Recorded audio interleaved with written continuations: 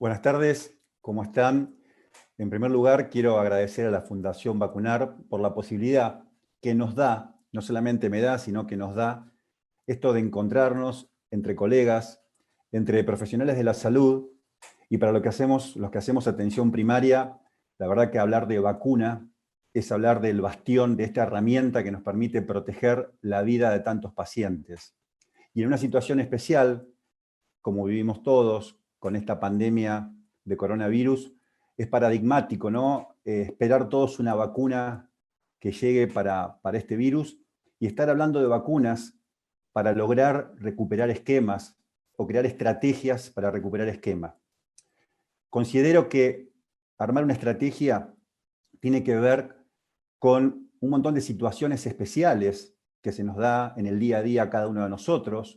Aparecen ciertas barreras que a veces hace que el paciente no llegue a cumplir su esquema de vacuna, pero también considero que nosotros somos quizás el capitán de ese equipo para lograr que todo el equipo interdisciplinario, ya sea de médicos, enfermeras, vacunatorios, vacunadoras, vacunadores, trabajemos en forma conjunta, en forma interdisciplinaria para lograr un objetivo primordial, que es cuidar la salud y la vida de nuestros pacientes. Y lo digo de una manera imperativa y casi contagiosa para todos nosotros, porque inclusive como médicos sabemos que somos, por supuesto, efectores de salud, pero también me considero y los considero a cada uno de ustedes comunicadores de salud. Y estamos en un momento donde la comunicación, también la comunicación bidireccional, ¿no? Escuchar al otro, escuchar al paciente, las necesidades, nos pone en sintonía para lograr un objetivo, que se cumpla el calendario de vacunas, que se cumplan con todas las vacunas que tenemos en nuestro calendario. Así que un poco esta charla va a ser quizás un repaso de lo que ustedes saben y simplemente ordenarnos y entre todos reflexionar o visualizar algunos conceptos que tienen que ver con la reticencia, que tiene que ver con los grupos antivacunas y por qué hay un porcentaje mínimo, o por qué creemos, o cómo hacemos para que este porcentaje mínimo a veces de personas que no quieren vacunar a sus hijos lo logren. Así vamos a cumplir parte de este objetivo. Así que les agradezco nuevamente y bueno, si les parece, vamos con la presentación y bueno, que sea un intercambio de miradas y una charla relajada para que hablemos de un tema tan importante. Vamos con la presentación entonces. Estrategias para recuperar y sostener esquemas de vacunas en la pandemia. Antes que nada, sabemos que las vacunas son importantes no solamente para los niños, sino para cada etapa de la vida. Por supuesto, para el grupo de embarazadas, para los recién nacidos, junto con la vacuna de hepatitis B al momento del nacimiento y por supuesto la BCG antes del mes.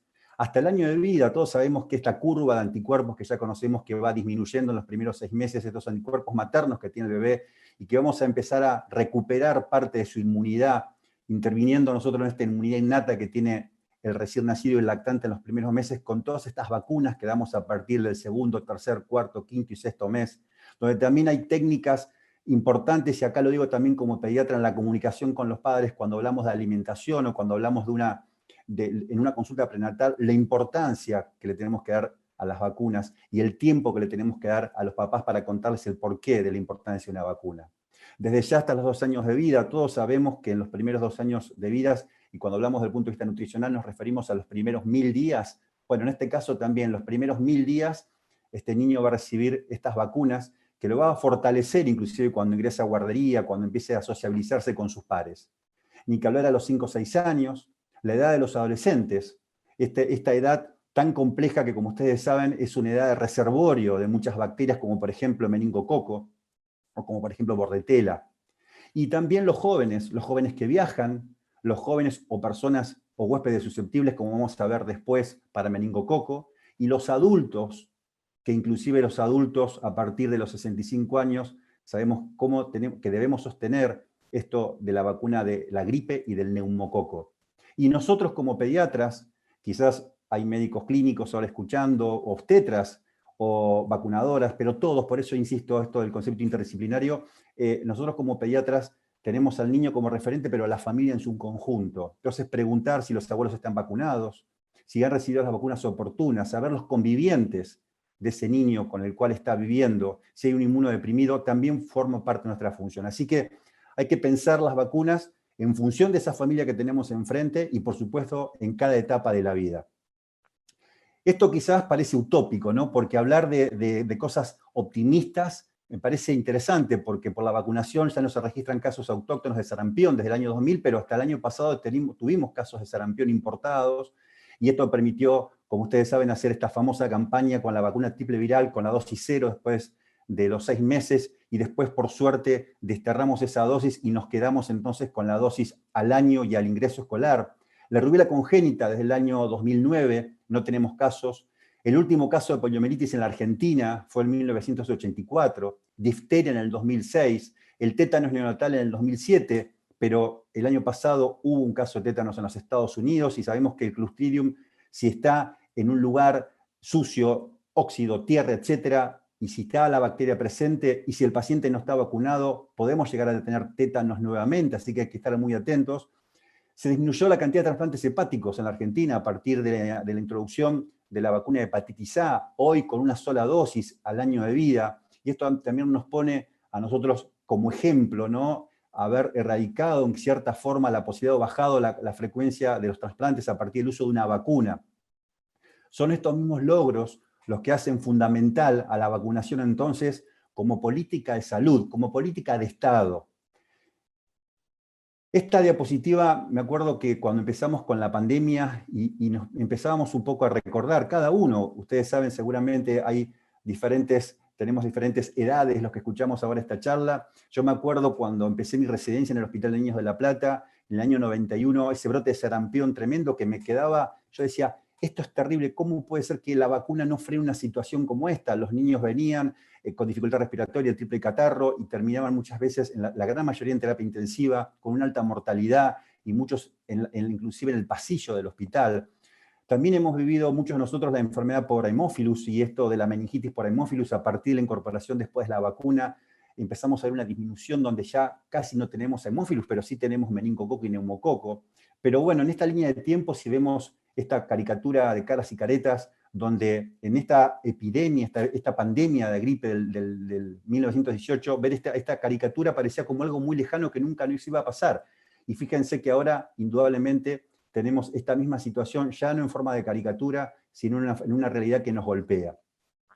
Desde la declaración de la OMS el 30 de enero del 2020, de este año, cuando este brote de este nuevo coronavirus constituyó una emergencia de salud, fue la noticia, por supuesto, menos esperada para el mundo.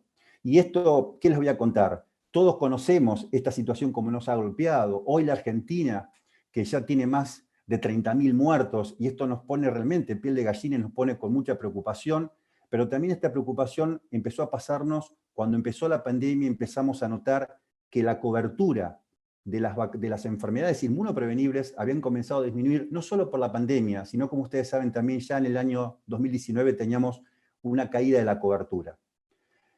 Esta imagen de cuando lo no esperado golpea la puerta, indudablemente lo no esperado provoca muchas veces miedo, atención, pánico. A mí me gustaría quedarme con el concepto de que tenemos que estar atentos. El miedo y el pánico inclusive nos puede paralizar, y en este momento no nos podemos paralizar. Nosotros, insisto, como comunicadores y efectores de salud, somos los primeros en lograr que se empiecen a recuperar y completar estos esquemas de vacuna. Ese miedo y ese pánico, si se apodera en la población, la verdad que nos deja sin recursos para hacer atención primaria. Y vuelvo a insistir una vez más, comunicar salud es comunicar también protección en vacunas, y es la posibilidad que nosotros tenemos hoy como herramienta, proteger a este grupo de pacientes, a nuestros pacientes, con vacunas que sí tenemos, para que no tengamos después, post pandemia, una situación más compleja que sería el advenimiento de enfermedades inmunoprevenibles. Todos conocemos que los escenarios sanitarios son diferentes. La Argentina tiene un escenario sanitario hoy quizás de mucha pobreza, hay poca equidad desde el punto de vista socioeconómico, pero las vacunas, y la gran mayoría de las vacunas que tenemos en nuestro calendario, son vacunas gratuitas, obligatorias, y es importante que estas vacunas lleguen a nuestros pacientes. Fíjense que al menos 80 millones de niños mayores de 1 año corren el riesgo de contraer enfermedades como difteria, sarampión y poliomielitis. Ustedes saben que la poliomielitis, si bien es una enfermedad que está prácticamente erradicada, y lo decimos así porque menos del 1%, hoy por hoy Afganistán, Pakistán, sigue teniendo poliomielitis, y siempre sabemos que si hay un lugar en el mundo que hay una enfermedad, esa enfermedad se puede importar en cualquier momento. Entonces, en definitiva, esta preocupación de no cumplir con las vacunas hace que nos preocupe y que estemos atentos para que no aparezcan de nuevo estos brotes de enfermedades que presumíamos o presumimos que están en cierta forma erradicándose. El impacto de la pandemia en los programas de vacunación ha provocado un aislamiento social obligatorio, y esto sí es entendible que al principio, inclusive después que nos fuimos ordenando, también se produjo una sobrecarga del sistema sanitario por COVID. Hubo retraso e interrupción de las actividades, y esto también trajo aparejado entonces introducción de vacunas. Hubo la disminución de demanda, hubo aumento también de personas susceptibles. Este aislamiento obligatorio y preventivo, desde el 19 de marzo del corriente año hasta ahora, si bien estamos mucho más flexibilizados, ha provocado, primero, una baja consulta, como ustedes saben. Casi el 44% de la población no fue a la consulta, tanto niños y adultos, y esto repercutió indudablemente en la baja de coberturas que hoy tenemos. Esta es una imagen de nuestro centro, en nuestro hospital austral, donde trabajamos en uno de los centros que tenemos descentralizado del hospital, donde al principio, cuando cerramos en estos primeros 15 días, después fuimos priorizando con el vacunatorio nuevamente como lugar esencial, pero la realidad que esta primer piña, como yo digo, en nuestra preparación ante esta pandemia, provocó ese miedo, ese pánico que ahora tenemos que empezar a resolver. Por lo tanto, no tenemos que dejar de perder las oportunidades. Primero, detectar las necesidades de vacunas. Hay mal conocimiento muchas veces de los calendarios de vacunación que se van actualizando. A veces también es verdad que perdemos las oportunidades porque no disponemos de las vacunas, ya sea porque no llegan al lugar o porque la persona no puede llegar al lugar. En esto tenemos que trabajar. Fíjense que el 22% de las familias postergaron vacunas inclusive obligatorias, y muchos, casi el 50%, dejaron de hacer los controles pediátricos. Y lo más grave, sobre todo, en los primeros 2 años de vida. ¿Cuáles son las confluencias contextuales e individuales relacionadas con las vacunas? ¿Cuáles son estas influencias? Las influencias contextuales surgen por factores históricos, socioculturales, ambientales. También hay influencias individuales y grupales, percepción por otras personas. Esto como que yo me di la vacuna y vos fíjate que me contaron que esta vacuna provoca un efecto adverso y mi hijo tuvo una convulsión y yo me di la vacuna pero igual me enfermé. Inclusive hacer una mea culpa a veces los médicos que decimos justamente con vacuna gripe, yo ella este año ya no me la doy porque cuando me la di me enfermé. Esto va creando un boca en boca donde creamos desconfianza. Estos problemas o estas influencias también están relacionadas en forma negativa entonces con las vacunas. Y nosotros tenemos que ser positivos contando lo contrario, contando la evidencia que estas vacunas justamente producen. Sabemos que estos factores asociados a bajas coberturas no solamente tienen que ver por la pandemia puntualmente, como yo les decía, esto venía desde antes, las barreras geográficas, la falta de vacunas, la desconfianza. Nosotros tenemos que mostrar y lograr esa confianza hacia nuestros pacientes dándole un tiempo para hablar de las vacunas. Bueno, las creencias culturales, la religión, a veces los servicios también de salud que tienen horarios restringidos, tratar de ampliar los horarios de vacunatorios. Esto también permite que la gente se acerque más rápido y que cuando vaya a ver al médico o tenga que hacer algún un trámite médico, tenga la posibilidad también inclusive de tener el vacunatorio o el lugar para vacunarse en un lugar cerca y seguro. Por lo tanto, fíjense que la única herramienta que yo estuve utilizando hasta el momento es tratar de comunicar. O sea, la comunicación pasa por esta situación. Es la herramienta que nosotros tenemos para conquistar a ese grupo de pacientes, contándole la evidencia que tenemos y lograr entonces la cobertura de vacunas. Esta caída de vacunas, si bien se fue recuperando en los últimos meses, fíjense que en el AMBA, en mayo, teníamos casi, como les decía, un 25% de personas que habían postergado la vacunación y casi el 44, el 45% habían postergado el control de salud. Si bien ahora esto se fue mejorando y todos sabemos que nos fuimos digitalizando con las consultas virtuales, por medio de WhatsApp, inclusive llamando a los pacientes, hoy volviendo a consultas presenciales de una forma segura, creemos y creo que estamos en camino como para lograr mayores controles y volver también a que los niños cumplan con sus vacunas. Recuerden que al principio solamente, clasificábamos a las personas más vulnerables, a los chicos menores de 1 año, a los mayores de 65 años, pero nos quedaba colgando, y ahí es donde tenemos que trabajar en el grupo de chicos de 5 a 6 años, los chicos que ingresan al colegio en la edad escolar, y por supuesto también los adolescentes. El efecto colateral del COVID-19 es que puede darnos brotes, como yo decía, de enfermedades inmunoprevenibles. Tomando como basal la semana 16 de febrero, se encontró que durante la semana del 5 de abril la administración de la vacuna triple viral había experimentado un descenso del 50%, y la vacuna difteria, tétanos y tosferina en un 42%.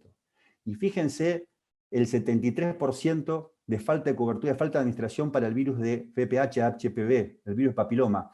Todos sabemos que a partir de la utilidad de la vacuna para el HPV, disminuyó drásticamente la cantidad de cáncer de útero. Imagínense que ahora tenemos un 73% con una caída importante ya en la semana, como decíamos, en abril-mayo. Así que esto es una preocupación de los países, de los municipios, de las sociedades médicas y por supuesto de nosotros. Así que tenemos que tratar de impulsar que esto se vaya cumpliendo. Esta diapositiva que habla del paradigma de un virus sin vacuna, ¿no? Esto ha traído también aparejado quizás un aspecto positivo, a ver si lo podemos decir con cierto optimismo de la pandemia, que es el creciente interés hacia las vacunas a partir de que estamos esperando la vacuna del COVID. Entonces me parece una buena oportunidad que también a partir de esta ansiedad por la vacuna de COVID tengamos la posibilidad de hablar y de contar por qué las otras vacunas son importantes. Y esto, los padres de esta forma están reconociendo lo devastador que puede ser una enfermedad infecciosa cuando no tenemos vacuna. La importancia de la cobertura y la inmunidad colectiva, y esto si bien nosotros lo sabemos como médicos, y esto sirve por supuesto como repaso, lo que hemos aprendido de los infectólogos, el RO o el R0, que es esta posibilidad que una persona tiene de infectar a otra. El sarampión todos conocemos que tiene una alta infectividad, una persona puede infectar a 12, 18 personas, difteria 6 a 7 personas, la poliomielitis también, el virus de los polio 1, 2 y 3, 5 a 7 personas, el COVID a 2 o a 3 personas, pero también es importante empezar a entender esto de la inmunidad colectiva. A ver, una persona puede infectar a muchas, pero una persona protegida, indudablemente, también va a proteger al de al lado. Y es lo que vamos conociendo entonces como inmunidad de grupo o inmunidad de rebaño. Este gráfico, la verdad que me gusta mucho porque nos grafica y nos muestra que si tenemos una persona sin vacunar sano, que es el hombrecito azul, una persona vacunada y sana, que es el hombre amarillo, pero fíjense, también tenemos el hombre rojo, ¿no? Que es la persona que está sin vacunar, que se enferma y que contagia. Si nosotros tenemos un 0% de población vacunada, fíjense entonces cómo este hombre rojo tapiza a los hombres azules. Si tenemos un 25% de población vacunada, vamos a tener ya un poco menos, casi el 75% de una población susceptible, enferma, y un 25% solamente que no se va a contagiar.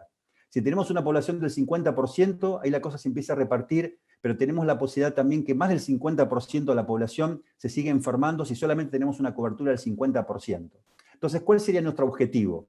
Lograr una vacunación por encima del 90 al 95%, porque si tenemos un 95% de personas vacunadas, ahí sí vamos a tener solamente 2 hombrecitos sin vacunar, que se pueden enfermar y que pueden contagiar, pero vamos a tener muchas personas amarillas que van a estar protegidas. Y de esa forma también va a proteger al que no se vacunó, que sería este hombrecito azul que aparece en el último gráfico. O sea que la inmunidad de rebaño, esto es un concepto importante, y es bueno decírselo al paciente, que vacunando a su hijo o vacunándonos nosotros, también estamos protegiendo al de al lado y estamos protegiendo en definitiva a la comunidad. Durante este tiempo, la verdad que todos hemos tenido que adaptarnos, ¿no? Estas charlas que por ahí lo podíamos tener en un ateneo en el hospital y estar todos juntos y levantar la mano y discutir, hizo que cambiemos de escenarios, que estos escenarios sean dinámicos y en definitiva tenemos que adaptarnos. Esta adaptación de los escenarios para vacunar también se fueron dando, ya que primero fue informar sobre la continuidad del servicio de vacunas y la importancia de asistir a las vacunas, a las citas de vacunas programadas, se empezaron a otorgar los turnos, se llama a los pacientes. También se priorizó la vacunación a las poblaciones vulnerables al principio, pero si hablamos de vulnerabilidad, un niño o un adolescente también es vulnerable para HPV o para meningococo, y ni que hablar un chico de 5 o 6 años si no completó esquema.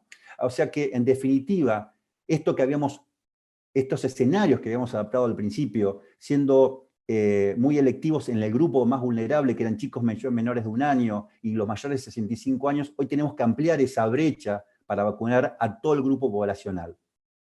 Así fue que, fíjense que el 17 de abril, el propio Ministerio de Salud creó las estrategias de sostenimiento de vacunación en contexto de pandemia. Y esto fue algo formidable porque las vacunas o los vacunatorios siguieron siendo servicios esenciales. Se comenzó a hacer una vacunación escalonada, se ampliaron los horarios de atención con franjas horarias determinadas, inclusive para diferentes grupos etarios, y lo que a veces se hacía, que es la vacunación extramuro, ya sea en extramuros domicilio o con camiones sanitarios, también fue lográndose, o se está logrando de esa forma también, una llegada a los pacientes para que se vacunen. Es importante también identificar a los no vacunados y a los subvacunados. Este es un término que a mí me gusta porque cuando decimos sí, los chicos o este paciente recibió todas las vacunas, tengamos que hay pacientes que están subvacunados. ¿Por qué? Porque no cumplieron el esquema de vacuna y después vamos a ver cómo lo vamos completando. Entonces, lograr un registro normalizado, nominalizado de nuestros pacientes, hacer un seguimiento del recién nacido y por supuesto a las embarazadas, ver si las embarazadas tienen vacunas para gripe, si tienen la vacuna triple viral, si recibió también la vacuna para tos convulsa.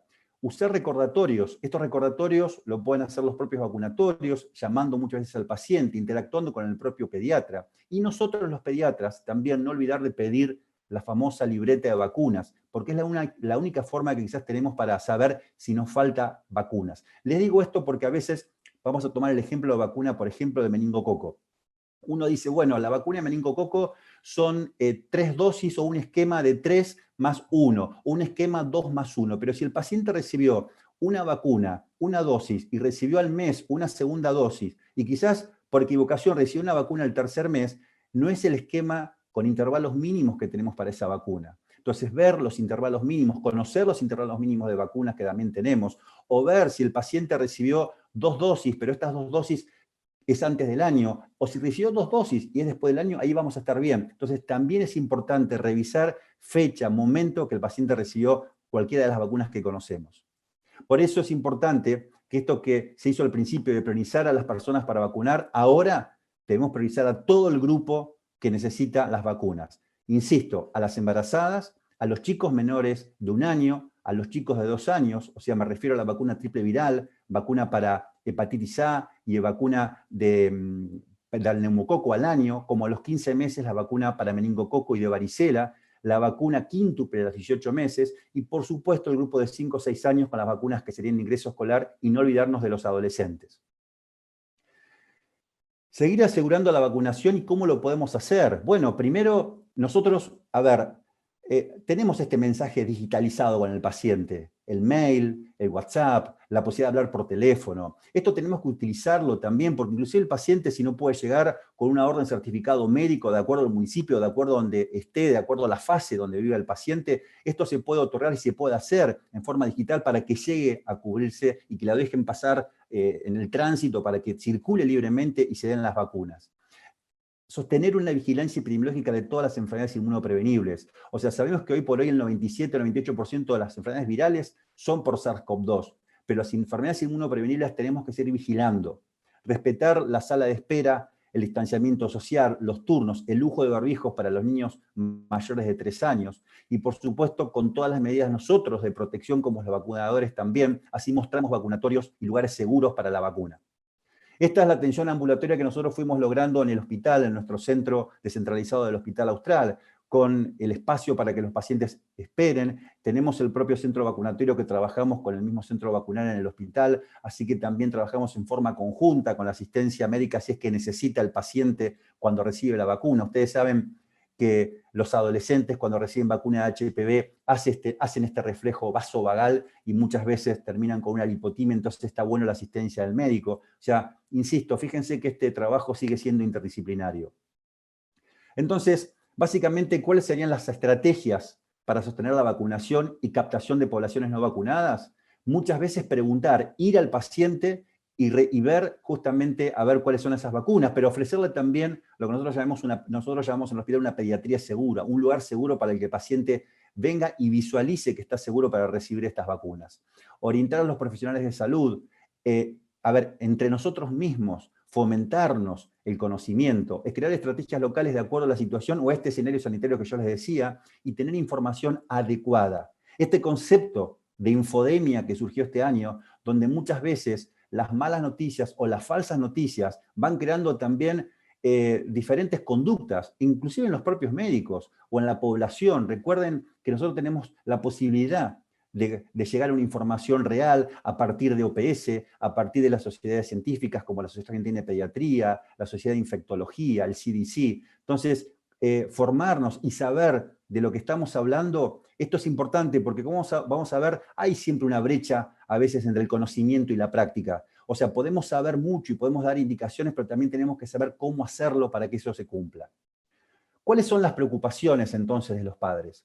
Sabemos que la preocupación de los padres tiene que ver muchas veces con el dolor por múltiples inyecciones.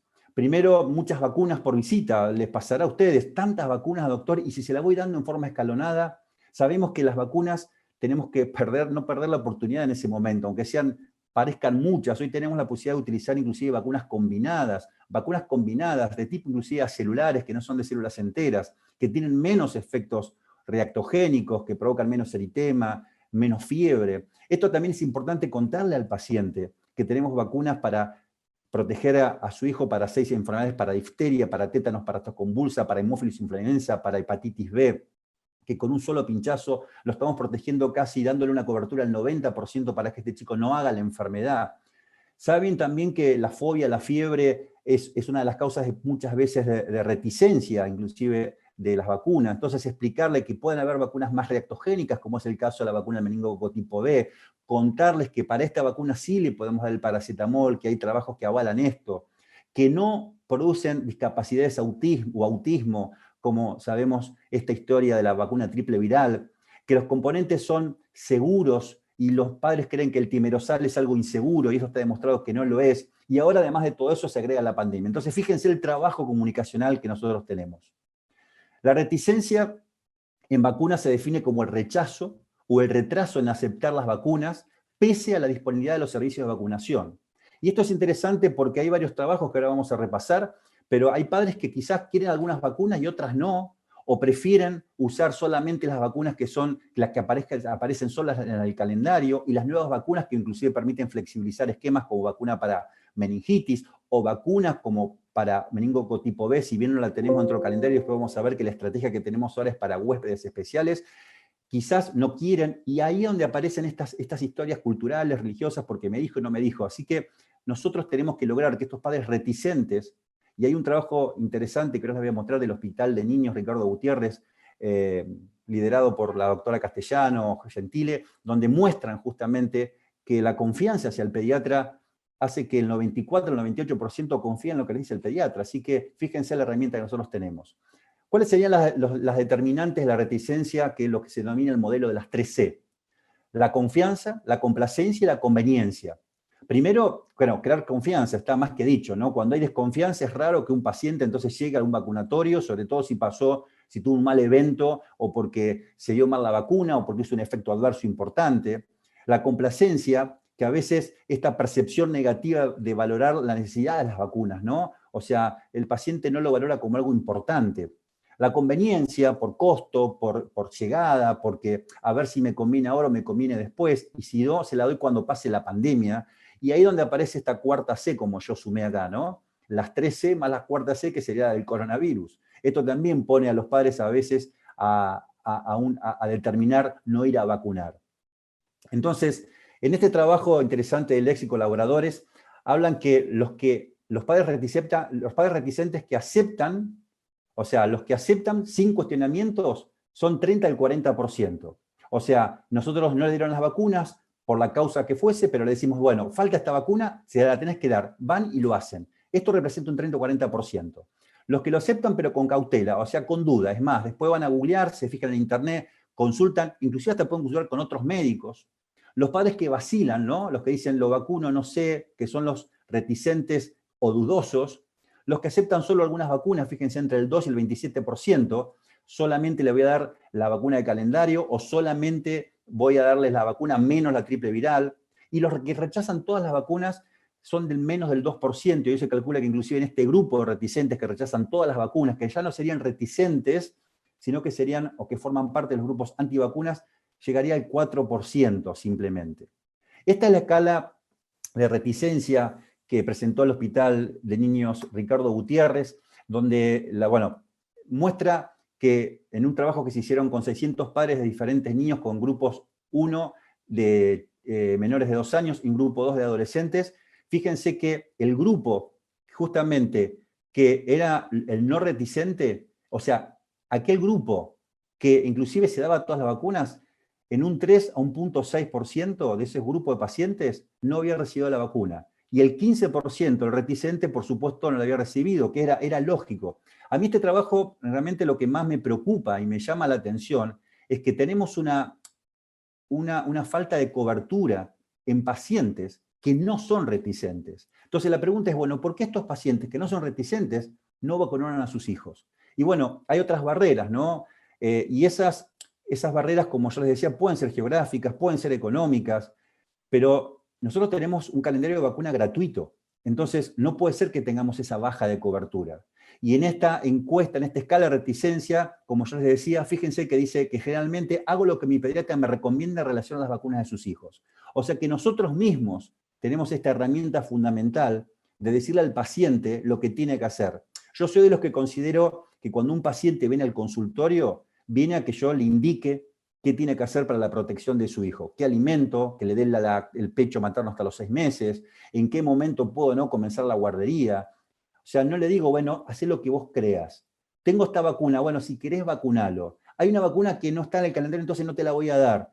Explicarle, informarle, poner en la propia historia clínica que le informamos de una vacuna y que si después por las cuestiones que fuese no se las dio, tratar de contar, bueno, ¿por qué no se la diste? Vamos a ver si ahora sí podemos dársela. Involucrarnos en ese hecho, porque justamente los padres confían en nosotros. Heidi Larson es una de las médicas que sabe mucho de información y de vacunas, y fíjense que esto fue publicado en el 2018, ¿no? Lo que puede lograr a veces las fake news, justamente. Ella decía en este trabajo de Nature que salió en el 2018 que el próximo brote de gripe importante no se deberá a la falta de tecnologías preventivas. En cambio, el contagio emocional habilitado digitalmente podría erosionar la confianza en las vacunas tanto como para volverlas discutibles. Es decir, que el diluvio de información conflictiva, errónea y manipulada en las redes sociales debe reconocerse como una amenaza global para la salud pública. Las redes tienen, digamos, hoy nosotros nos estamos comunicando por esta forma virtual y nos comunicamos por redes sociales e inclusive las sociedades científicas por medio de Instagram o por medio del tweet, tenemos la posibilidad de informarnos, tenemos posibilidad de saber dónde vamos, pero para la comunidad entera, si aparecen falsas noticias o una noticia que habla de lo mal que salió una vacuna o un paciente que tuvo un efecto adverso por la vacuna, eso provoca una situación de reticencia o también muchas veces de antivacuna. Por eso los extremos y las grietas no sirven, y acá tampoco, ¿no? Acá dice, esto muestran por ahí el extremo de los que nosotros vacunamos, los que nos gusta dar las vacunas. Ya probamos vivir comiendo comida orgánica sin vacunas con partos caseros. Se llamaba edad de piedra y la esperanza de vida era de 28 años. Es real que cuando no teníamos vacuna la esperanza de vida era mucho menor. Pero si castigamos de esta forma, vamos a alejarnos de aquel grupo de pacientes que no quiere vacunar a sus hijos. Por lo tanto, considero importante que el escuchar al otro y entender el por qué elige esto, y nosotros desde nuestro lugar, con empatía, fundamental el porqué de las vacunas, va a permitir quizás conquistar ese grupo de pacientes. Fíjense que inclusive esto que hablamos hace un ratito, ¿no? La brecha inclusive entre el conocimiento y la práctica. En este artículo habla que aunque todos quieran datos sobre la vacunación, la información y la educación por sí sola, no cambian las creencias o el comportamiento. O sea, la creencia y el comportamiento, a pesar de conocer la información, hace que haya una brecha, una grieta entre lo que es el conocimiento y la práctica. Se encontró que un mejor conocimiento no se traduce en una mejor acogida a las vacunas, ni siquiera con la intención de vacunarse. Es decir, que nosotros le podemos mostrar al paciente todo lo que hay, pero depende cómo se lo mostremos, depende cómo lo motivemos y depende cómo se lo digamos, va a cumplir entonces con esto de vacunar a su hijo o vacunarse esa persona. Por lo tanto, la confianza en el personal de salud es clave.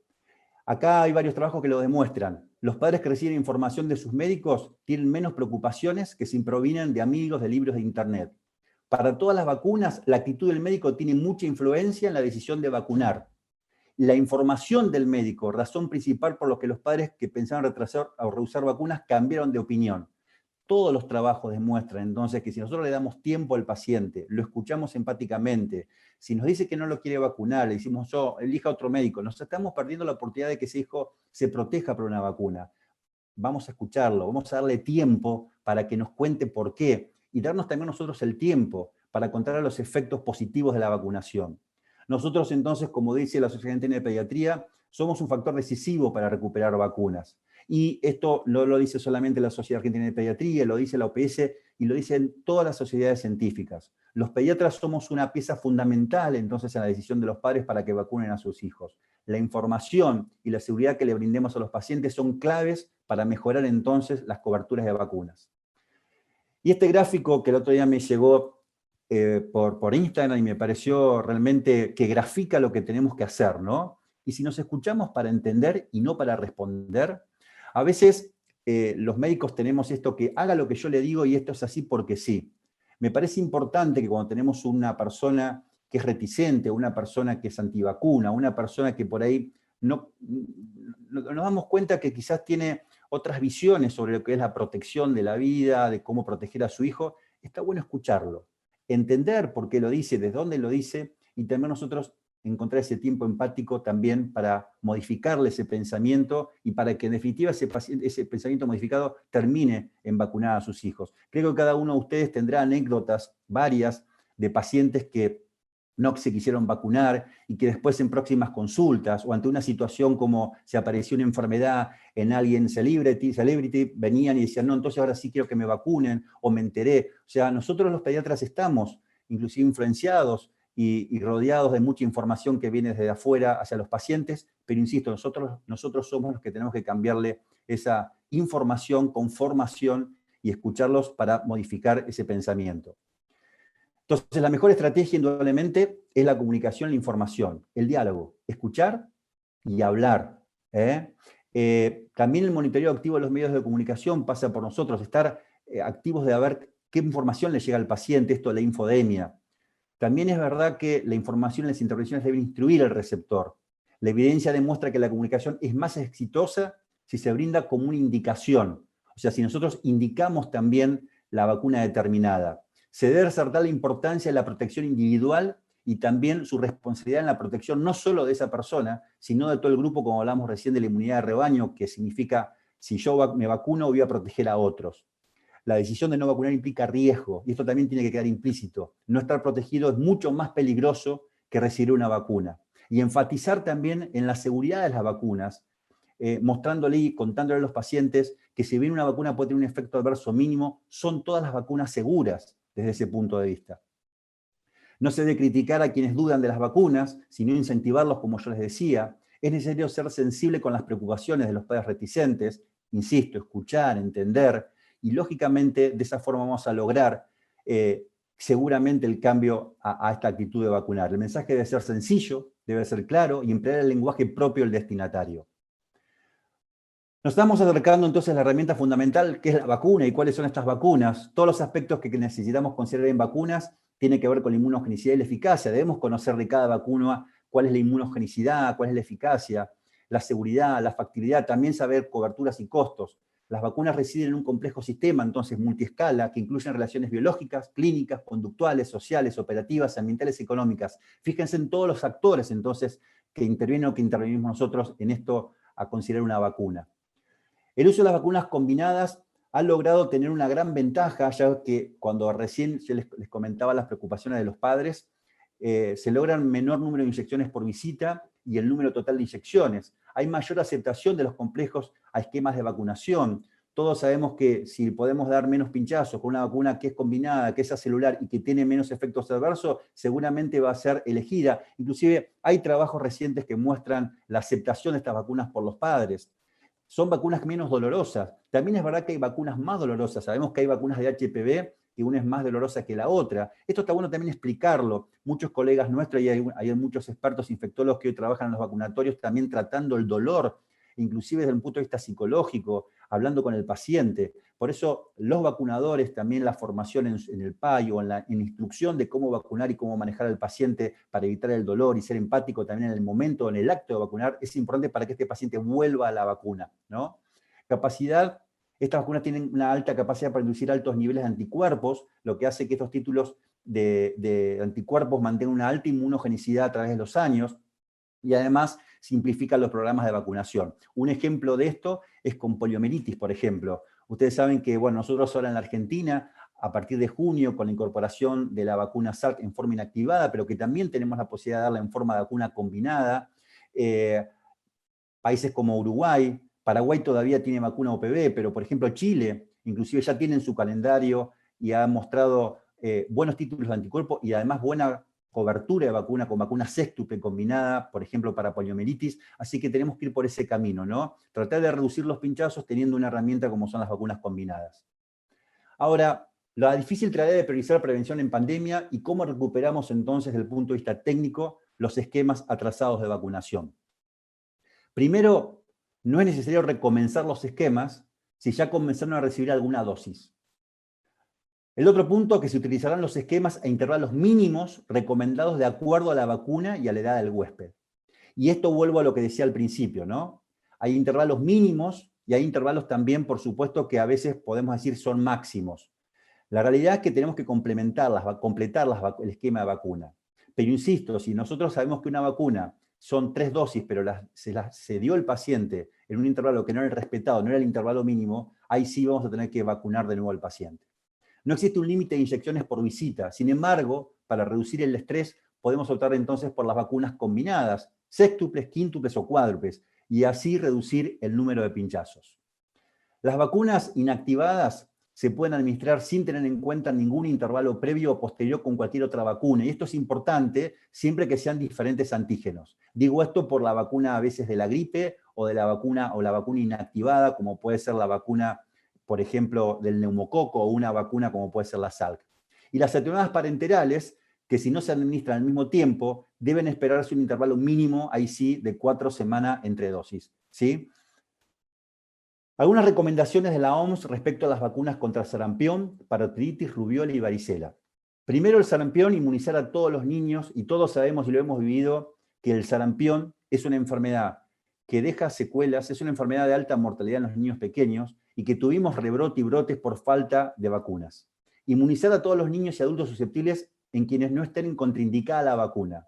La norma para todos los pacientes debe ser 2 dosis de vacuna en la infancia. Ustedes saben muy bien que esta dosis que nosotros dábamos, inclusive dosis 0, a partir de los 6 meses, en la última campaña, ahora no se da más, así que el paciente va a recibir entonces vacuna del sarampión al año y después el ingreso escolar. Es decir, que los chiquitos menores de 4 años o menores de 5 años tienen que tener 2 dosis de esta vacuna.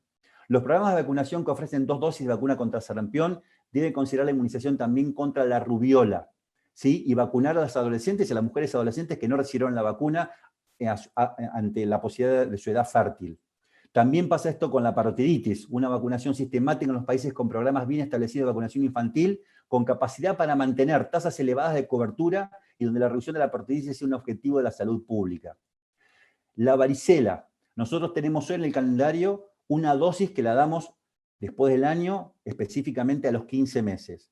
Hoy, las asociaciones científicas, la SAIP, la Sociedad Argentina de Infectología, el CDC, establece y recomienda una segunda dosis de varicela inclusive al ingreso escolar. Esto disminuye la posibilidad del rebrote de varicela y que el paciente no haga una varicela más importante inclusive en la adolescencia. Así que estas son recomendaciones importantes a tener en cuenta.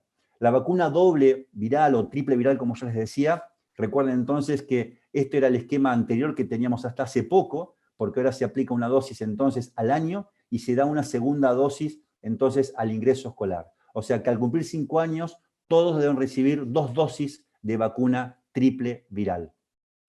Con respecto a vacuna de varicela, una dosis tiene el objetivo de disminuir la mortalidad y de disminuir las complicaciones de varicela severa. Y todos sabemos que la varicela es una enfermedad que muchas veces la considera muy banal, pero es una de las enfermedades que más inmunodeprime al paciente, y todos hemos tenido algún paciente con una enfermedad invasiva, ya sea por neumococo, o por estafilococo, o por varicela, o el clásico impético de la varicela. Ahora, la segunda dosis permite prevenir varicela en vacunados, disminuyendo la circulación viral, reduciendo el brote y el número de casos, con mayor efectividad y duración de inmunidad, inclusive menor riesgo de potencial del herpes zóster. Hay algunas vacunas combinadas también desde el punto de vista viral que también permite disminuir el número de inyecciones, y esto lo tenemos también con la vacuna cuádruple viral, su marca es ProQuad, se puede dar con 2 dosis a partir de los 12 meses, entre los 9 y 12 meses de edad, bajo circunstancias especiales, también se puede dar esta vacuna, y quizás al principio, cuando la damos al año, tiene algún efecto adverso que puede ser más fiebre que si se da después, pero es una buena opción para dar entonces en un paciente al año o inclusive después, cuando un paciente que no recibió triple viral y no llega a los 15 meses, para darla junto con la vacuna de varicela, o inclusive también a un niño que ingresa al colegio. Por supuesto, esta vacuna no está dentro del calendario nacional, pero es una vacuna personalizada. Con respecto a los últimos cambios entonces que hemos tenido, ya nombramos que la vacuna de la triple viral no la damos más como dosis cero, entonces a partir de 6 meses, y creo que un poco el hito de cambios que hemos logrado en vacunas es con la vacuna de poliomielitis. Todos sabemos que los virus 1, 2 y 3 de la polio, que nosotros usábamos Sabin y que se fue switchando desde el año 2016 para pasar a una vacuna inactivada, hoy tenemos un esquema inicial de IPV a los 2 meses con la primera dosis, al 4.º mes la segunda dosis, a los 6 meses tercera dosis y el refuerzo booster entonces el ingreso escolar. Si se suspende la vacunación con OPV y se suspendió entonces la vacunación con OPV, con Sabin, y se suprime el refuerzo que se da a los 15 y 18 meses. O sea que ese refuerzo que se daba a los 18 meses ya no se da más. Los intervalos mínimos entre dosis es entre primera y segunda dosis de 4 semanas, entre la segunda y la tercera dosis de 4 semanas, y entre la última dosis y el refuerzo tiene que ser de 6 a 12 meses. Acá donde yo les contaba esto, lo importante, ¿no? Si un paciente no recibió las dosis adecuadas del triple viral y queremos darle el refuerzo, el intervalo mínimo del refuerzo con respecto a la última dosis tiene que ser de 6 a 12 meses. ¿De acuerdo? También las vacunas opcionales de indicación privada que tenemos para cumplir este esquema es la vacuna sextuple, Infanrix o Infanrix, las vacunas sextuples, que son vacunas combinadas que, como yo les decía, tienen menos efectos adversos y podemos darlo perfectamente al 2, 4 y 6 meses en forma sextuple e inclusive utilizar una vacuna sextuple o la vacuna quíntuple al año y medio, por más que no se dé más la polio a esa edad, esto no altera la inmunogenicidad. Acá me gustaría hacer un poco, hay a veces alguna confusión en lo que son las vacunas quíntuples. Sabemos que la vacuna quíntuple, la Pentaxim, que es la vacuna quíntuple celular que cubre para difteria, tétanos, pertussis celular, hemófilus y polio, no cubre para hepatitis B y es una vacuna acelular. Si utilizamos la vacuna pentavalente de células enteras, que es la que está dentro del calendario, vamos a cubrir difteria, tétanos, pertussis, hemófilus influenzae, no tiene para polio y tiene para hepatitis B. La gran diferencia es que las vacunas de células enteras o las no acelulares,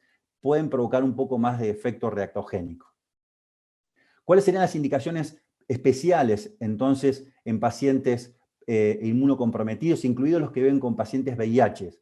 En los pacientes que vienen recibiendo tratamiento inmunosupresor, se debe respetar entre el intervalo de la finalización de este y la aplicación de la vacuna a fin de asegurar una respuesta inmune adecuada.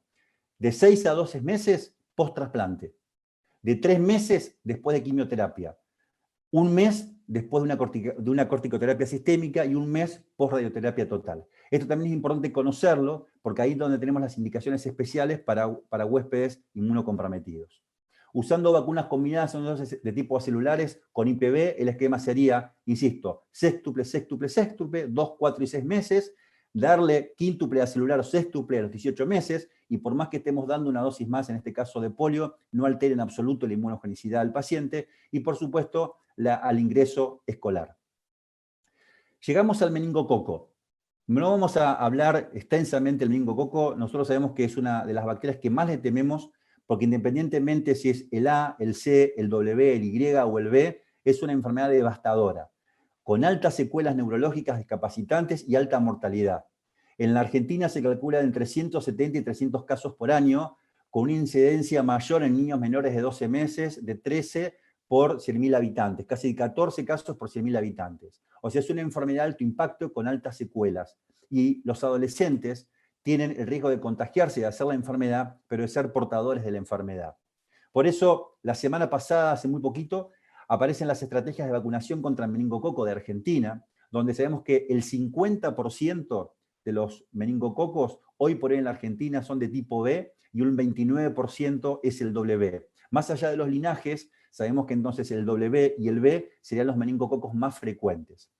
Los adolescentes son los que van a aportar habitualmente, o son portadores del meningococo A, del C, del Y, el W, y esto va a depender de las regiones, y por eso la importancia de vacunar con vacuna cuádruple para meningococo, como es la vacuna Menactra, a los 11 años, y cumplir con este esquema junto con la vacuna cuádruple bacteriana para difteria, tétanos o tos convulsa y con la vacuna de HPV.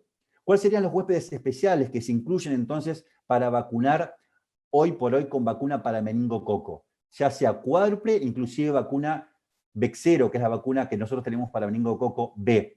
Pacientes con asplenia anatómico-funcional, déficit de factores terminales del complemento, como es el C5 y C9, pacientes que están bajo tratamiento con eculizumab, niños con infección por HIV-Sida menores de 18 años, trabajadores que manipulan o procesan cultivos bacteriológicos con potencial exposición a Neisseria meningitidis, como son los bioquímicos, y la meta es vacunar el 100% de la población objetiva, entonces en forma gratuita con vacuna B0 para este grupo de huéspedes especiales. Para el grupo, entonces, de chicos no especiales, tenemos la posibilidad de incluir B0 en forma personalizada al tercer y al quinto mes, justamente con el esquema 2+1. Entonces, ¿cómo serían los esquemas de vacunación para huéspedes susceptibles? Si tomamos el grupo de 2 a 6 meses, serían 3 dosis, ¿sí? Si tomamos el grupo de 7 a 23 meses, sería una dosis sola, y si tomamos el grupo mayor de 2 años, sería una dosis. Esto cuando hablamos de vacuna tetravalente conjugada con la proteína CRM-197, que es la vacuna Menveo. Y para vacuna B, la Bexero, vamos a tomar, si la edad es entre los 2 y 5 meses, vamos a tomar entonces 3 dosis con un intervalo mínimo de un mes entre la primera y segunda dosis y después de 2 meses después de la segunda dosis. Si tienen entre 6 a 11 meses van a ser 2 dosis con una dosis de refuerzo en todos estos casos que se va a dar después del año. Y también si el paciente tiene de 12 a 23 meses, ahí sí van a ser 2 dosis con un intervalo que sea más de 2 meses. Y mayores de 2 años va a ser de 2 dosis con un intervalo mayor a un mes sin necesidad de no darle otro refuerzo más adelante. La verdad que la seguridad y la eficacia de la vacuna Bexero no ha sido establecido en mayores de 50 años, así que este sería el grupo para dar la vacuna de meningococo tipo B. No existen datos para la infección en individuos mayores de 65 años, inclusive tampoco para Menveo en este grupo de pacientes. Y lo importante también es que hay que revacunar luego de 3 años en pacientes de menores de 6 años y luego de 5 años en pacientes mayores de 7 años en caso de mantenerse la condición que genera el mayor riesgo de enfermedad meningocócica en este grupo de huéspedes susceptibles. El papel de la transmisión de los adolescentes es bueno describirlo porque todos conocemos o conocíamos justamente con el neumococo cómo los niños transmiten el neumococo en los diferentes grupos etarios. Pero en el caso de Neisseria meningitidis, el adolescente es justamente el que transmite el meningococo y es donde tenemos que actuar, no solamente para protegerlo de su enfermedad, sino para proteger la transmisión, sobre todo en este caso, en nuestra región, del W. Así, la estrategia de vacunación contra Neisseria meningitidis, que está incorporado al calendario nacional desde el año 2017, la población objetivo son los niños que cumplan 3 meses a partir del inicio de esta estrategia, del año 2017, y el esquema va a ser de 3 dosis, o sea, de 2+1. 2 dosis primarias y un refuerzo. A los 3, 5 y 15 meses de vida, que recuerden que la damos junto con la vacuna de varicela. La estrategia complementaria sería a los 11 años. Por eso también cuando hablamos de estrategias complementarias podemos hablar que cuando hablamos de vacunas meningocóxicas, hablamos de vacunas meningocóxicas complementarias. Hoy con la cuadrivalente e inclusive con la vacuna B. Tenemos 3 vacunas cuadrivalentes para meningococo. Menveo, tenemos vacuna Menactra y tenemos inclusive la vacuna Niemann-Risch como una nueva vacuna que permite flexibilizar esquema como vamos a ver. La vacuna para meningococo tipo B es una vacuna que es absorbida por componentes proteicos de la vacuna. Es una vacuna que es diferente a la vacuna cuadrivalente en su conformación, donde tiene justamente pequeñas porciones de estas proteínas, de la FHBP, tiene 50 miligramos de la NADA, de la NHBA, de la OMB y APB, que son las proteínas de la cápsula del meningococo. Esto ha demostrado un potencial, esta vacuna ha demostrado una cobertura potencial en la mayoría de las cepas de Neisseria meningitidis B circulantes en Argentina y Brasil, casi en el 80%, por eso decimos que cubría casi el 80% de las cepas circulantes, un 76% en Australia y un 66% en Canadá y en los Estados Unidos.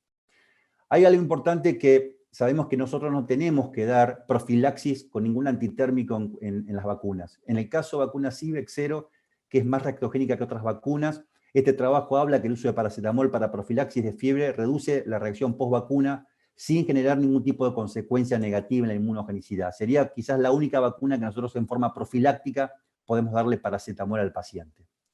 ¿Cómo sería la recuperación entonces de vacunas en caso de meningitis? Vamos a tener entonces el caso de pacientes menores de 7 meses. Van a ser, recuerden siempre, el esquema 2+1. Entonces siempre vamos a dar 2 dosis en pacientes menores de 1 año, pero con el refuerzo después del año. Siempre el esquema 2+1 son 2 dosis primarias con un refuerzo después del año. Si el paciente, esto siempre que el paciente sea menor de 7 meses. Si el paciente ya es mayor de 7 meses, o sea, entre 7 y 23 meses, ahí sí le vamos a dar 1 dosis más un refuerzo. O sea que el punto práctico sería que hasta el 7º mes va a ser un esquema 2+1, completando con el intervalo mínimo, y a partir de los 7 meses ya va a ser 1 dosis más un refuerzo. Y por encima de los 2 años va a ser solamente 1 dosis. Con respecto a Menacta, sabemos que está indicada a partir del 9º mes de vida. Lo importante sería no intercambiar las vacunas. En el caso de 9 meses a 11 meses, sería 1 dosis aplicada con un refuerzo después o a partir del año. Lo mismo que si el paciente ya tiene más de 24 meses o 2 años, va a ser una sola dosis con 1 dosis de refuerzo. Con respecto a la vacuna Niemenrix, que es una vacuna también cuádruple, permite un esquema de vacunación flexible, con niños mayores de 6 semanas a 6 meses, donde tendríamos una primera dosis en lo que sería el mes 0, una segunda dosis en el mes 2 y un booster después del año. Si los chicos ya tienen más de 6 meses a 12 meses, ahí donde vamos a encontrar una cobertura, un buen título de anticuerpos, con una sola dosis, ¿sí?, al momento que le damos la vacuna, siempre por encima, insisto, de los 6 meses, y con un booster que se da después del año. Y niños mayores de 12 meses, adolescentes y adultos, sería una sola dosis. Por eso es importante esto de entender cómo podemos complementar y flexibilizar esquemas de acuerdo a las vacunas disponibles. Lo que sí es importante entonces para meningitis, que el grupo de niños de 3 a 5 meses van a recibir ahí las vacunas para meningococos, se puede dar la vacuna cuádruple, la Menveo, y por supuesto se puede personalizar la vacuna VEX0. Y hoy por hoy se puede dar el grupo de pacientes especiales o huéspedes inmunocomprometidos, con un booster que siempre se da después del año. Por encima entonces de los 7 meses, ahí sí va a ser una sola dosis de esquema primario vacuna con un booster después del año. Y los chicos que tienen más de 6 meses que reciben la vacuna Niemenrix, ahí van a recibir una sola dosis con 1 dosis después del año, y si después del año es una sola dosis. Con respecto a vacunas más clásicas, como vacuna de BCG, sabemos que la damos al nacimiento y en caso de niños con esquemas atrasados, sin documentación previa y sin cicatriz, se recomienda la vacunación hasta los 6 años y 11 meses y 29 días. Con respecto a hepatitis B, el esquema oficial sería con la vacuna monovalente y después tenemos la posibilidad de utilizar vacunas quíntuples o hexavalentes a los 2, 4 y 6 meses de vida. Con respecto a vacunas pentavalentes, triple bacteriana, para menores de 2 años, también sabemos que tenemos un intervalo de 2 meses, con un intervalo mínimo de 1 mes, y para recuperar esquema después de la segunda dosis serían de 2 meses. Mayores de 2 meses y menores de 5 años, una dosis de cuádruple, seguida por 2 de DPT con intervalo de 1 mes entre las 3 primeras, primer refuerzo como mínimo a 6 meses de la última visita. Niños que son igual o mayor de 5 años, pero menor de 7 años, serían 3 dosis de DPT con un intervalo de 1 mes entre las primeras, el primer refuerzo de los 6 meses es la última visita y no se requiere componente para hemófilos. Mayores de 6 años, estaría contraindicada la DPT si se coloca doble adultos, con 2 dosis con intervalo de 1 mes, con un refuerzo a los 6-12 meses de la primera. Y se podría utilizar una dosis como triple bacteriana celular en embarazadas y nacidos a partir del año 1998 y las otras como doble adultos. La vacuna del neumococo, sabemos que todos los chicos menores de 1 año van a recibir un esquema de 2 dosis con 2 meses de intervalo y un refuerzo después del año con 2 meses también de intervalo. La vacuna del neumococo debe ser dada y nos tenemos que fijar bien justamente el esquema que tiene el paciente a los 2, 4 y 6 meses y ese booster que se da al año, porque si no, no tenemos esquemas completos. Aquellos niños que por la situación pandémica no han recibido vacuna del año, no han recibido vacuna de neumococo y nos llegan a los 2 años, hagamos este recupero de esquema y no nos olvidemos, por favor, el neumococo, como así preguntarle si hay mayores de 65 años en la familia, que si no tienen dada esta vacuna, hay que dársela junto con la vacuna de la gripe. La vacuna rotavirus, sabemos que la forma oral que tenemos también se da a los 2 meses, a los 4 meses, y la segunda dosis se da hasta los 6 meses con 0 días. La triple viral, ya dijimos el esquema oficial, entonces al año y por supuesto también al ingreso escolar. Los adultos nacidos después de 1965, 2 dosis de doble o triple viral si no recibieron, o doble o triple viral previamente. Varicela, esquema oficial, una sola dosis a los 15 meses junto a la vacuna de meningitis, pero la recomendación es dar una segunda dosis entonces al ingreso escolar. Hepatitis A, el esquema oficial es una sola dosis, y después la vacuna de VPH, tenemos 2 vacunas, y ustedes saben que la vacuna se da entonces se puede dar a partir de los 9 años, tanto para niñas como para niños, pero a los 11 años van a recibir solamente 2 dosis de vacuna HPV, siempre que los niños sean menores de 14 años. Si ya son mayores de 14 años y no recibieron la vacuna, van a ser 3 dosis, donde el intervalo mínimo entre la primera y segunda dosis puede ser 1 mes, entre la segunda y tercera dosis de 3 meses, y entre la primera y la tercera dosis de 6 meses. Con respecto a fiebre hemorrágica argentina, una dosis desde los 15 años en áreas endémicas, y con respecto a fiebre amarilla, viajeros a áreas endémicas, una dosis. Las vacunas de HPV puntualmente no deben ser intercambiables. Esto como dato importante.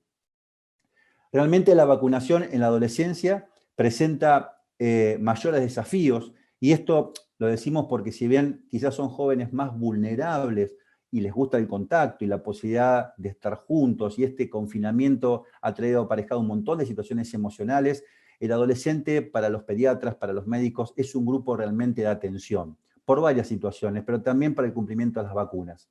Muchas veces el uso de las redes entre ellos, y cuando no, esta vacuna es muy dolorosa, a veces dicen, ¿cuál me va a dar la vacuna que me duele mucho? Cuando entre ellos se cuentan las vacunas, por ejemplo, de HPV. Los jóvenes luchan por lograr su independencia y su autodeterminación con menor comunicación o enfrentamientos con sus padres, y esto lo sabemos permanentemente, conductas de imitación, también por sus hábitos por espacios en grupos, dormitorios, hospedajes o universitarios, viajes, tienen más posibilidad de intercambiar fluidos. Muchos jóvenes viajan al extranjero, ahora no tanto, pero sí lo hacen, para participar en programas de intercambio, y esto ha producido un importante aumento de la inmigración, y esto supone también nuevos riesgos para un mundo totalmente globalizado, donde una situación que hoy no tenemos, podemos tenerla si un paciente va de un lado a otro. Los adolescentes además necesitan protección contra las enfermedades infecciosas, completando esquemas de vacunaciones incompletos, sobre todo si entran a las universidades y no tienen las vacunas completas, aplicar vacunas para riesgos específicos como el HPV, proteger contra enfermedades no padecidas a edades tempranas, revisar si no han tenido varicela, y si no tienen vacuna para varicela, dar vacuna para varicela, administrar vacunas no recibidas en la niñez. Por eso lo importante que cuando un adolescente o un niño ya termina su historia por el pediatra, revisar realmente esa libreta para ver si tienen todas las vacunas, y si no, completarlas. Y por supuesto, contribuir al control de enfermedades, y sobre todo al meningococo, porque son grandes portadores de meningococo, sobre todo en el caso de nuestra región de W. Con respecto a la vacunación de personas con sospecha o confirmación de infección por COVID-19 y contactos, lo establecido al momento es que no se conocen contraindicaciones médicas para vacunar a personas con COVID-19 o los contactos. Para minimizar ese riesgo de transmisión y diferir la vacunación, los casos confirmados, hasta el alta con desaparición de los síntomas, con 2 pruebas negativas para COVID realizadas con 24 horas, o también sabemos que si tenemos el grupo de pacientes que viven en conglomerados familiares y que se los acepta como COVID positivos porque sus padres, por ejemplo, son positivos, los chicos son asintomáticos y no tienen síntomas, esperar los 14 días, y si los chicos están asintomáticos y pasaron 14 días de aislamiento, ahí sí den una buena oportunidad entonces para darle las vacunas que les faltan o para completar los esquemas. Y no olvidarnos de la vacuna de la gripe. Sabemos que hoy por ahí, el 97 al 98%, como decimos, los virus están ocupados absolutamente, o el COVID ha ocupado el nicho de un montón de virus. No hemos tenido sincero respiratorio, muy poquito al principio, y gripe casi tampoco. Y esto hace que muchas veces no se cumplan los esquemas de 2 dosis entonces de vacuna antigripal. Entonces, a manera de repaso, recordemos que la prevención de gripe y sus complicaciones es causada por el virus de la influenza A y B, que las vacunas se preparan cada año según las recomendaciones de la OMS, las vacunas trivalentes que contienen 2 cepas del virus A y 1 del B, y las cuadrivalentes son 2 cepas de A y 2 de B, se aplican todos los años, recomendarla y dársela a los chicos entre los 6 meses a 12 años, embarazadas, personal de salud, mayores de 65 años, grupo de riesgo de enfermedad grave y todos aquellos que quieran prevenir la enfermedad. ¿Sí? El esquema recomendado es una dosis anual y los menores de 9 años deben recibir 2 dosis con 4 semanas de intervalo, excepto aquellos que recibieron anteriormente 2 dosis de vacuna. Las reacciones adversas más frecuentes son el enrojecimiento, hinchazón y dolor en el sitio de aplicación, y ocasionalmente puede provocar fiebre y decaimiento. Esto hay que contárselo al paciente, y esta historia de que la vacuna gripal, antigripal puede engripar, lo tenemos que desterrar como mito, porque inclusive hasta propios médicos o colegas a veces también lo dicen, y hasta en forma jocosa, yo este año no me voy a vacunar, y esto lo escucha un paciente, tenemos que educar también con el ejemplo. La información, indudablemente, sobre vacunas es una responsabilidad nuestra, es una responsabilidad de los profesionales de la salud. Nosotros tenemos la herramienta y como comunicadores y efectores de salud para decirle a nuestros pacientes la importancia de cada vacuna. Y nosotros en este tipo de charlas hacer un repaso de lo que sabemos. El otro día escuchaba a un colega infectólogo que decía que ya a esta altura tenemos más que evidencia que las vacunas realmente son efectivas y seguras, que solamente falta aceptarlas y que entren en todos los calendarios y que tengamos todas las vacunas dentro del calendario. Sabemos que hay cuestiones económicas y que por supuesto hay prioridades, pero la salud siempre debe ser prioritaria y cuando tenemos vacunas que han disminuido la posibilidad de no tener más viruela, vacunas que nos han permitido no tener enfermedad de hemófilus o hemos reducido la polio justamente con este menos del 1% de la población mundial porque solamente 2 países como Afganistán y Pakistán tienen polio, nos permite y me permite decirle a todos ustedes, y estamos en esto creo todos de acuerdo en sintonía, que las vacunas salvan vidas. Pero todavía hay niños sin vacunar y esto depende entonces de nosotros. Alertar al paciente, indicar al paciente la vacuna y preguntarle en cada consulta, por más que venga por un dolor abdominal, cuáles son las vacunas y las vacunas están al día, es deber nuestro de los pediatras. Las vacunas, como decíamos, salvan vidas. La vacunación actualmente previene de 2 a 3 millones de muertes al año y otras 1,5 millones de muertes podrían evitarse si se mejoran la cobertura de vacunas. Yo la verdad que me quedo con la reflexión y la preocupación que ya teníamos del año pasado, donde teníamos una baja de cobertura, y hoy, por hoy, con la falta de consultas y esta disminución casi del 40% de muchas de las vacunas, y sobre todo en el grupo de mayor riesgo en chicos menores de 2 años, es una preocupación latente y la pregunta es qué nos espera después de la pandemia. Así que nuestro accionar es importante para que todos nosotros, desde el lugar que nos toque, podamos lograr entonces la protección para todos nuestros pacientes. Les agradezco y a manera de cierre, entonces, como le digo a los residentes en el hospital, cuando terminamos el momento del consultorio, le digo, che, hagamos un repaso de las vacunas. Entonces, repasemos juntos. Al nacimiento, vacuna BCG y vacunas de hepatitis B en las primeras 12 horas de vida. A los 2 meses, este niño va a recibir vacuna sextuple, difteria, tétanos, tos convulsa, hemófilis e influenza, y para hepatitis B, su segunda dosis. ¿Sí? O la forma Salk, si no utilizamos la vacuna sextuple, las combinadas, en forma inactivada a partir del 1 de junio de este año. Vacuna de neumococo con sus 13 serotipos y vacuna al rotavirus. A los 3 meses damos la primera dosis de vacuna cuadrivalente para meningococo para cubrir el A, el C, el Y y el W. Y por supuesto, si tenemos la posibilidad de otorgar una vacuna personalizada como es la vacuna del meningo B, la vamos a dar y le vamos a indicar. Y para huéspedes especiales, hoy la tenemos como nueva estrategia para cubrir meningococo con huéspedes especiales. Al 4.º mes repetimos las vacunas de los 2 meses junto con la vacuna de rotavirus y después al 5.º mes vacuna de meningococo y al 6.º mes la vacuna sextuple o inclusive la vacuna quíntuple y la forma inactivada de Salk. Si llegamos hasta acá cumpliendo lactancia materna y las primeras vacunas de 6 meses, ya nos vamos a ir entonces a cubrir a nuestro paciente al año de vida con la vacuna triple viral, sarampión, paperas y rubiola, la vacuna para hepatitis A y la vacuna, por supuesto, para neumococo con sus 13 serotipos. A los 15 meses vamos a estar dándole la vacuna para meningitis, el refuerzo, el booster de la que le habíamos dado al 3.er mes y al 5.º mes, y la vacuna para varicela. A los 18 meses la vacuna quíntuple, y recuerden esto, la diferencia en lo que es la quíntuple o la pentavalente, que no tiene el componente polio, y la vacuna pentaxim o acelular, que no tiene el componente hepatitis B, pero sí tiene el componente de polio. Menores de 2 años, chicos entre 6 meses a 2 años, no olvidarse vacuna de gripe, y si no recibieron dosis de antigripal, 2 dosis si nunca recibieron. Y por supuesto después, al ingreso escolar, la vacuna triple viral, con la vacuna también cuádruple bacteriana y la vacuna que incluye, en este caso, también polio y una segunda dosis en forma hasta hoy personalizada de varicela. A los 11 años, vacuna Menactra, vacuna del meningococo, junto con la vacuna triple bacteriana y la vacuna del HPV, con una segunda dosis que se da después de los 6 meses. Vacunar con la tetánica cada 10 años y no olvidarse de los huéspedes especiales y saber y recordar los intervalos mínimos de vacunas para recuperar el esquema. Pensemos en las vacunas combinadas, que tienen menos efectos adversos que las vacunas enteras, las vacunas combinadas a celulares, y repasemos permanentemente el calendario de vacuna a nuestros pacientes, contémosle, escuchémoslos como yo les decía, y tratemos de que esta comunicación bidireccional nos permita obtener la mejor herramienta, que es proteger a los chicos, a nuestros pacientes, a las embarazadas, a los adultos mayores, para que no tengamos después una aluvión de enfermedades inmunoprevenibles. Muchas gracias. La pandemia demostró que las enfermedades no respetan fronteras. Todos somos vulnerables. Es importante que ante la situación de aislamiento no se descuide la vacunación. Si dejamos de protegernos, aumenta el riesgo de que aparezcan otras enfermedades para las cuales ya contamos con vacunas. Asegúrate que vos y tu familia tengan las vacunas al día. Consulta con tu médico. La vacunación es esencial.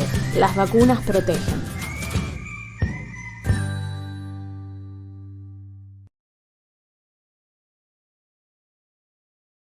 Acá llegaron 2 preguntas puntuales.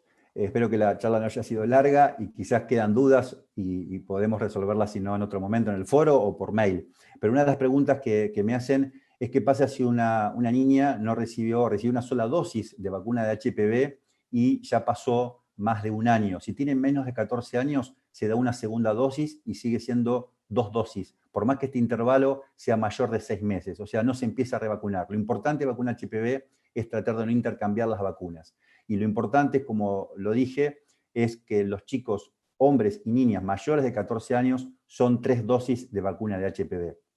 Y la otra pregunta es, en el caso de vacuna para meningitis, si pueden intercambiar vacunas de meningitis antes de los 9 meses. A ver, para que no quede dudas, las vacunas de meningitis acordadas y aprobadas, tenemos vacuna Menveo, que es a partir de los 2 o 3 meses de vida, y la vacuna Menactra es a partir del 9º mes de vida. También es importante en este caso no intercambiar vacunas para meningococo, y en el caso de que no se hayan complementado justamente esquemas con vacunas de meningococo, podemos usar vacunas que flexibilizan, en este caso, la dosis de meningococo. Si un paciente tiene incompleta la dosis de meningococo antes del año, si después del año usamos, por ejemplo, Niemann-Rix, podemos completar con esa vacuna. El concepto fundamental es que tratemos de lograr siempre de sostener la misma vacuna para completar el esquema lo antes posible. Y después, por supuesto, que ante situaciones especiales o a veces ante falta de vacunas, de acuerdo a consejos de expertos, se podrían llegar a intercambiar. Pero el punto importante es no administrar vacuna. Y la otra cosa interesante es que las vacunas se pueden, la gran mayoría, coadministrar y esto no interfiere en la inmunogenicidad. ¿De acuerdo? Así que bueno, esas fueron algunas de las preguntas. Les agradezco y nos volveremos a encontrar seguramente o como speaker o como oyente o hablando a algún paciente o interactuando en esto que siempre nos permite seguir contactándonos y formándonos como colegas. Un gusto y buenas noches.